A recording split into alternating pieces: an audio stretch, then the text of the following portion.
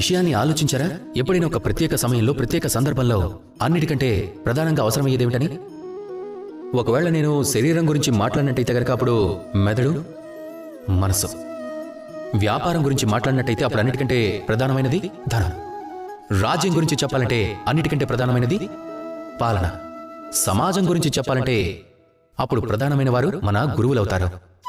ఇవన్నీ మనం ప్రధానమైనవని ఎందుకు అనుకుంటాము అంటే గనుక ఇవి మనల్ని అయితే చాలా పైకి తీసుకురావచ్చు లేదా చాలా కింద పడేయవచ్చు. అదే ఒకవేళ ఎవరైనా అసామాన్యమైన రాజుంటే, సత్యసంధుడై ఉంటే, ధర్మజ్ఞుడై ఉంటే ఆ రాజు దేశాన్ని, రాజ్యాన్ని ప్రగతి పదంలో నడిపిస్తాడు. అదే చెడ్డవాడైతే చీకట్లలోకి తీసుకుపోతాడు. అదే ఒకవేళ గురువు గురించి మాట్లాడుకున్నట్లయితే గురువు ఉత్తముడైతే ఆయన సమాజానికి సర్వోత్తమ స్థాయి సంస్కృతిని నేర్పిస్తాడు. గురువు గనక స్వార్థపరుడు, లోభి, లాలసుడైనట్లయితే సమాజంలో కూడా అదే స్వార్థం, అదే లోభం, అదే లాలసత్వం ప్రబలుతాయి.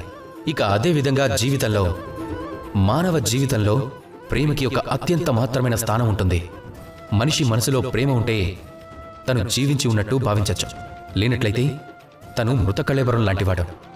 రాధాకృష్ణుల గురించి చెప్పాల్సి వస్తే కృష్ణుడి జీవితంలో రాధ ఉంటేనే కృష్ణుడు కృష్ణుడవుతాడు. ఒకవేళ రాధ లేకపోతే కృష్ణుడు కూడా మిగిలిన ప్రాణుల్లాంటివాడే అవుతాడు. జంతువు నుంచి మానవుడిగా ఎదిగే ఈ ప్రయాణానికి ఆధారమైనదే ప్రేమ. కనుక ఆ ప్రేమని మనసులో బతికించుకోండి. అలానే నాతో కలిసి ప్రేమగా పలకండి, రాధా కృష్ణ.